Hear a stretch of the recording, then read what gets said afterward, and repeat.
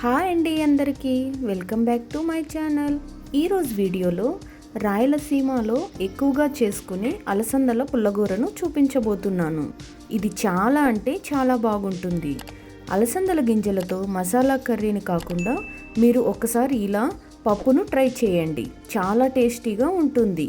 రైస్లోకి చాలా అంటే చాలా బాగుంటుంది. మరి తయారీ విధానాన్ని చూసేద్దాం. స్టవ్ ఆన్ చేసుకొని కుక్కర్ పెట్టుకోవాలి. అందులోకి కొద్దిగా ఆయిల్ వేసుకోవాలి. అందులోకి పచ్చిమిర్చి వేసుకోవాలి. మీ కారానికి తగినట్టు పచ్చిమిర్చి వేసుకొని ఫ్రై చేసుకోవాలి. పచ్చిమిర్చి వేగిపోయాయి. ఇప్పుడు ఇందులోకి కడిగి పెట్టుకున్న అలసందలు వేసుకోవాలి.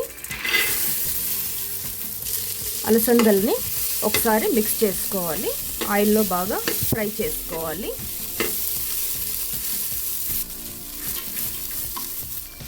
అలసందలని ఒక 2 మినిట్స్ ఫ్రై చేసుకున్నాము.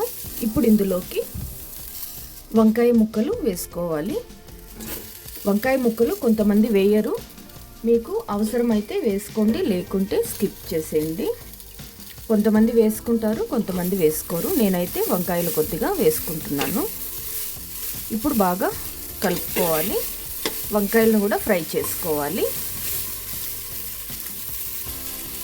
వంకాయ వేయడం వల్ల అలసందపప్పుకు మంచి టేస్ట్ వస్తుంది.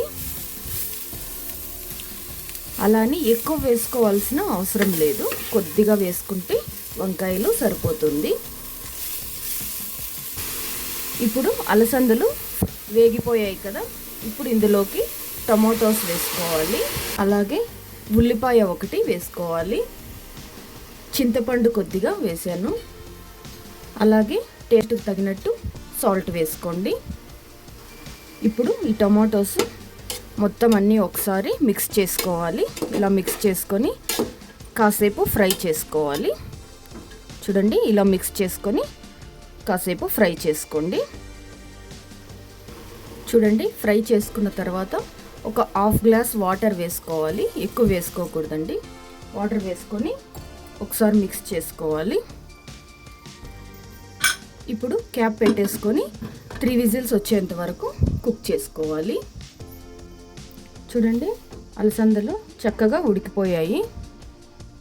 ఉడికిపోయిన తర్వాత ఇలా పప్పు గుత్తితో ఒకసారి ఇలా మెదిపేసుకోండి. చూడండి, ఈ విధంగా మెదిపేసుకుంటే సరిపోతుంది. మరీ మెత్తగా మెదుపుకోవాల్సిన అవసరం లేదు. ఇప్పుడు పోపు పెట్టేసుకుందాం. ఇప్పుడు ఒక కడాయి పెట్టుకుందాం. ఇందులోకి కొద్దిగా ఆయిల్ వేసుకోవాలి. ఆయిల్ వేడయ్యాక ఆవాలు, జీలకర్ర, మినప్పప్పు, కొద్దిగా శనగపప్పు వేసుకోవాలి. ఇప్పుడు దంచి పెట్టుకుని వెల్లుల్లి వేసుకోవాలి. ఉల్లిపాయ ఒకటి వేసుకోవాలి. కరివేపాకు కొద్దిగా వేసుకొని ఫ్రై చేసుకోవాలి. గోల్డెన్ కలర్ వచ్చేంత వరకు బాగా ఫ్రై చేసుకోవాలి. ఇప్పుడు ఎండుమిర్చి 2-3 వేసుకొని ఫ్రై చేసుకోవాలి. కొద్దిగా పసుపు వేసుకోవాలి. పసుపు పోపు వేసుకున్నప్పుడు వేసుకుంటే ఆయిల్లో చక్కగా ఫ్రై అవుతుంది. అందుకని నేను పోపులో వేసుకుంటున్నాను. పోపు చక్కగా ఫ్రై అయిపోయింది. ఇప్పుడు అందులోకి మెదుపుకున్న అలసందలు వేసుకొని మిక్స్ చేసుకోవాలి. ఇలా వేసేసుకున్న తర్వాత, పప్పును వేసేసుకున్న తర్వాత ఒకసారి బాగా మిక్స్ చేసుకోవాలి.